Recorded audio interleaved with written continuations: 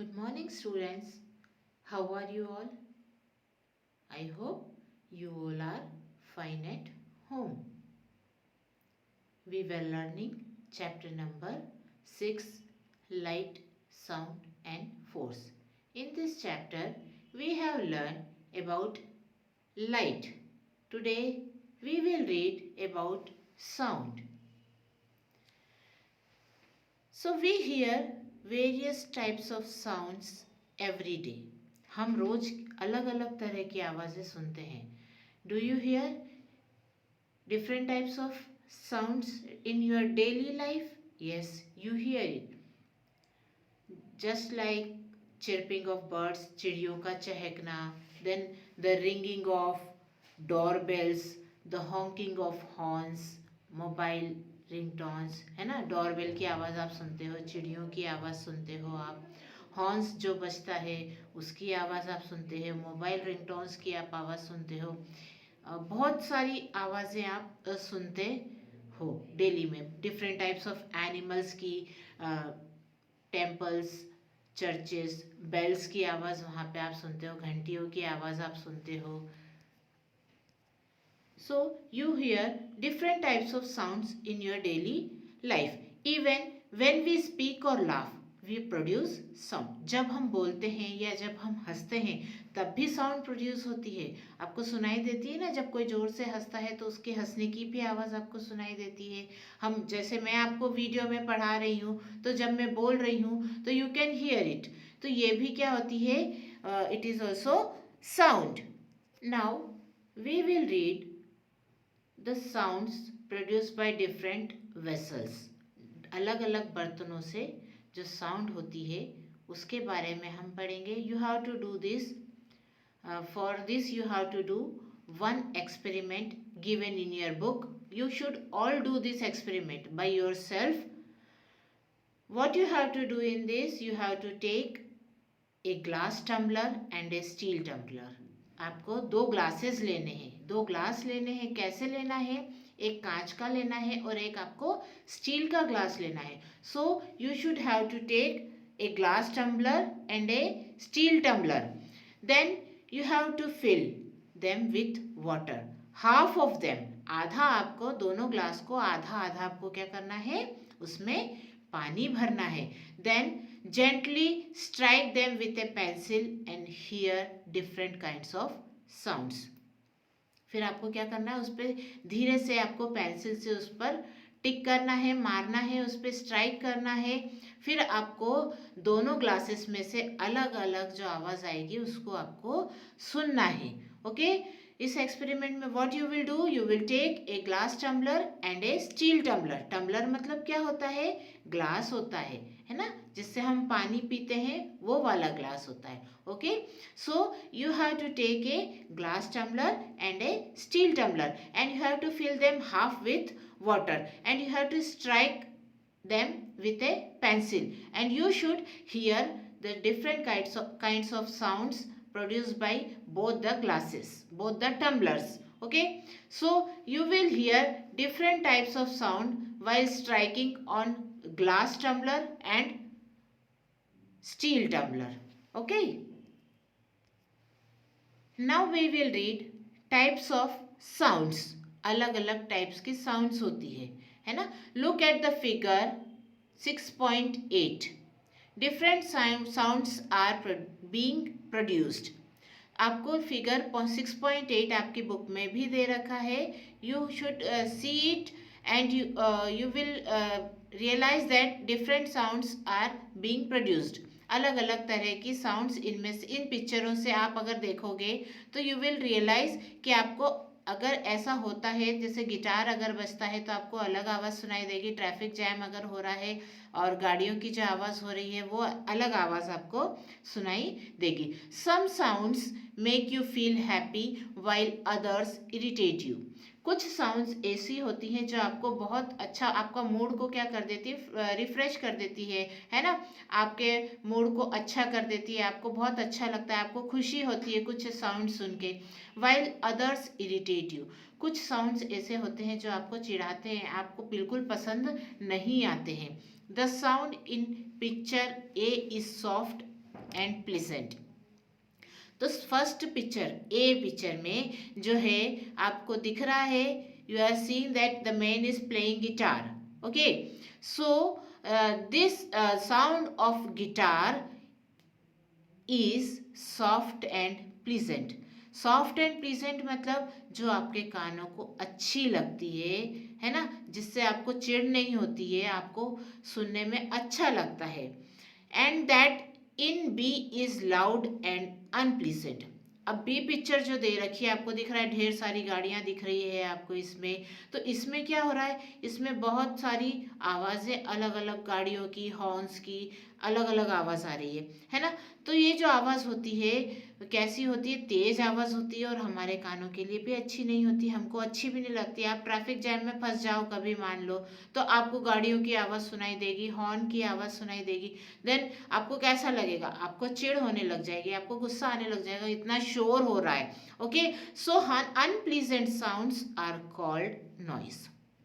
जो unpleasant sound होती है, जो हमको बिल्कुल भी अच्छी नहीं लगती है, उसको हम बोलते हैं नॉइस। ओके, नॉइस क्या होता है, unpleasant sounds are called noise. Everyone get disturb by loud noise. जब आप जैसे पढ़ रहे हो, एकदम से क्या हो जाएगा, डीजे बज जाएगा या लाउड स्पीकर बज जाएगा या तेज़ आवाज़ में टीवी वॉल्यूम अगर होगा टीवी का, या फिर तेज आवाज़ में कोई गाने सुन रहा है आपके आस पड़ोस में, तो क्या होगा, वो नॉइस होगी, फिर आपको क्या होगा, आप डिस्टर्ब हो जाओगे, होगे ना आप लोग सारे disturb.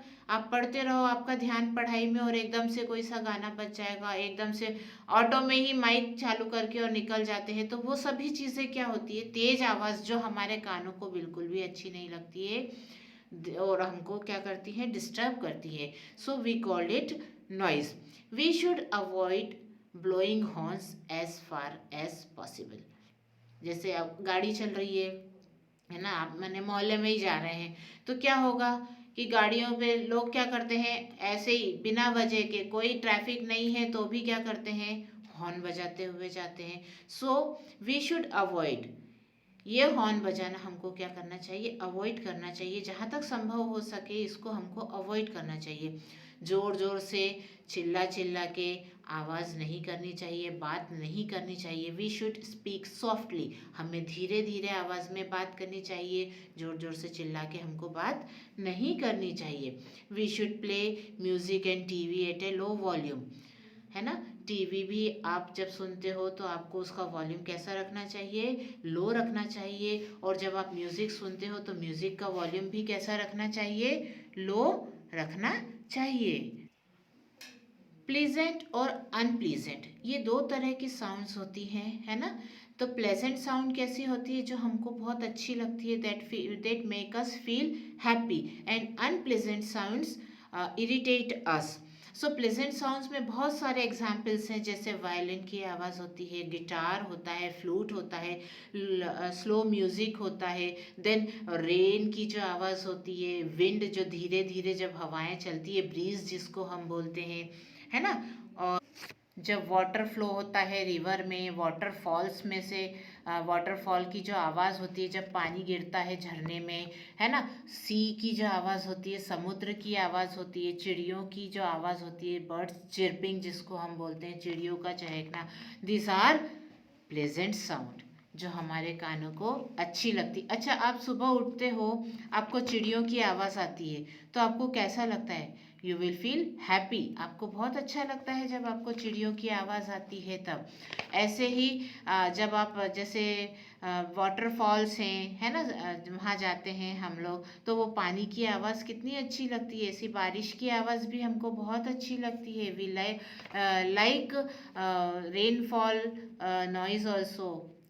Okay, its sound is pleasant sound. Now unpleasant sound, unpleasant sounds कैसे होते हैं, बहुत तेज़ जो आवाज़ होती है, जैसे साउंड्स फ्रॉम बस होता है ना, बसों की कितनी तेज़ आवाज़ होती है, ट्रक होता है और हॉर्न्स होता है, फिर इलेक्ट्रिकल जनरेटर होता है, एयरपोर्ट पर भी आवाज़ होती है, एरोप्लेन्स की, ट्रेन्स की आवाज़ होती है। ये साउंड्स कैसे होते हैं, बहुत सारे एग्जाम्पल्स हैं। I have given you some example of pleasant and unpleasant sound. Some sounds irritate us, which are called unpleasant sound, and some sounds make us feel happy, that are called pleasant sound. Now we will read about force. Okay, the people in figure 6.9. Here a picture is given. 6.9, A and B. They are doing some work. Okay, in first picture you can see, and in second picture you can see. First picture the girl is girl क्या कर रही है, trolley को खिसका रही है ना, आगे आपको जिसमें फ्लावर पॉट रखा हुआ है उसको आप वो क्या कर रही है, उसको खिसका रही है, आगे लेके जा रही है, धकेल रही है उसको. और second one in picture, what is he doing, he is pulling out water, है ना, गड्ढा है उसमें से या वेल है उसमें से क्या कर रहा है, वो पानी ऊपर खींच रहा है. दे आर आइदर पुशिंग और pulling something. Okay, first picture में वो क्या कर रही है, पुश कर रही है, और सेकेंड पिक्चर में he is pulling water. Okay, so they are pushing और पुलिंग समथिंग. किसी चीज को या तो धक्का दे रहे हैं या किसी चीज को खींच रहे हैं. व्हेन वी पुश और pull something we apply force and do work. तो जब भी हम किसी चीज को पुश करते हैं या धक्का देते हैं या किसी चीज को हम खींचते हैं, देन वी अप्लाई फोर्स. तो हम क्या अप्लाई करते हैं, फोर्स अप्लाई करते हैं, और हम कुछ ना कुछ काम जरूर करते हैं, है ना. जैसे धक्का देने का भी एक काम होता है, किसी चीज को खींचना है वो भी एक काम होता है. तो दिस पुश और पुल, ओके, दिस पुश और पुल इज कॉल्ड फोर्स. ये जो पुश हम करते हैं या पुल हम करते हैं किसी चीज को, तो जब हम वो फोर्स अप्लाई करते हैं, वो जो वर्क हम करते हैं उसको हम बोलते हैं फोर्स. दिस पुश और pull is called force. There are various examples of force in our daily life. Suppose you are playing with bat and ball. Okay, bat and ball ये भी एक एग्जाम्पल है फोर्स का. आप bat से क्या करते हो, बॉल को मारते हो, तो you are doing some work. आप क्या करते हो, बॉल को जब मारते हो तो you are doing some force. Then force of your foot on pedal of the bicycle. जब आप पैडल चलाते हो, बाइसिकल चलाते हो, तब भी आप क्या करते हो, एक फोर्स अप्लाई करते हो, पुश करते हो पेडल को, तभी आपकी बाइसिकल क्या होती है, आगे बढ़ती है. Then force of hair brush on your hair. जब आप हेयर को कॉम करते हो तो जो फोर्स लगाते हो तो उससे क्या होता है, आपके हेयर क्या हो जाते हैं, सीधे हो जाते हैं, कॉम होते हैं. Then opening and closing the door. Okay, जब आप गेट को खोलते हो, देन you are pulling it, and when you are closing the door you are pushing it. This is also a force. Okay. then squeezing wet clothes. जब आप जो गीले कपड़े हैं उनको निचोड़ते हो, then also you are applying force. Okay. then pushing or pulling bicycle, then also you are applying force. then squeezing oranges, जो oranges होते हैं उनको छीलने के लिए भी आपको फोर्स अप्लाई करना पड़ता है. आप कुछ ना कुछ जो आप काम कर रहे हो किसी चीज को करने के लिए, तो वो क्या कहलाता है, it is called work and it is called force. Then squeezing toothpaste. आप टूथपेस्ट जब सुबह आप ब्रश करते हो तो आप टूथपेस्ट को दबाकर उसमें से टूथपेस्ट निकालते हो, है ना. तो वो भी क्या होता है, एक तरह का फोर्स होता है. किसी बॉक्स को आप धक्का देते हो, जैसे आपने स्कूल में आए हो, you have come to school and you are pulling and pushing your benches, tables, then you are applying a force. It is called a force. Okay, force can do many things. Force बहुत सारा काम कर सकता है ना. You can move, force can move an object, force can stop an object. जो force होता है उसी से ही क्या होता है, कोई चीज़ एक जगह से दूसरी जगह पे जा सकती है ना. जैसे टेबल है, आप स्कूल में आते थे तो what you are doing, you are pulling and pushing your benches. Then the object क्या हो जाएगा, वो चीज़ हो जाएगी. जैसे आपकी बेंच हो गई, वो ऑब्जेक्ट हो गई, आपने उस पर फोर्स अप्लाई किया, आपने उसको खींचा तो उसने अपनी पोजीशन भी चेंज कर ली, है ना, एक जगह से दूसरी जगह चली गई. तो force can move an object and force can stop an object. जो फोर्स होता है उससे ऑब्जेक्ट रुक भी सकते हैं, है ना। जो मूविंग ऑब्जेक्ट है उसको आप रोक भी सकते हो। In this picture you are seeing a boy is, क्या कर रहा है इसमें, he is moving the truck, और जो भी गाड़ी है, टॉय है इसमें, उसको क्या कर रहा है, वो उसको चला रहा है। तो क्या हो रहा है, फोर्स ही, जब वो उसको धक्का देगा तो गाड़ी क्या होगी, आगे बढ़ेगी। तो फोर्स क्या होता है, फोर्स से ही ऑब्जेक्ट्स मूव करते हैं। और force can change the shape of an object.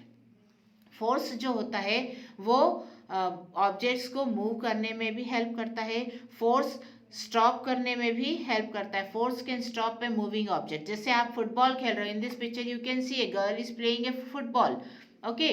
So force apply करेंगे, जब उसको आप पैर लगाओगे, फोर्स लगाओगे, तो उस पर क्या होगा, वो जो बॉल है वो रुक जाएगी। Force can change the shape of N object. जो फोर्स होता है जब आप किसी चीज पर अप्लाई करते हो तो क्या होता है, जैसे आपने एक रबर की बॉल ले ली है ना, तो रबर की बॉल आपने ली है, अब आपने उसको ऐसे जोर से प्रेस किया है तो क्या होगा, उसका शेप चेंज हो जाता है ना। ऐसे ही आप रबर बैंड है, रबर बैंड आप लोगे और आप उसको क्या करोगे, खींचोगे, तो उसका शेप चेंज होता है कि नहीं होता है रबर बैंड का, yes it changes, okay. So making bread from dough, है ना, जब ब्रेड बनाते हैं, जो उसका जो आटा रहता है उससे भी ब्रेड बनाते हैं, है ना, तो उससे क्या होता है, उसमें भी फोर्स लगता है तो ब्रेड बनती है ना। तो force can change the shape of the object. Now here we have completed our chapter number 6. Hope you all have understood it very well. If you have any doubt related to these topics, you can ask me in the next class or in the online class. Okay, thank you.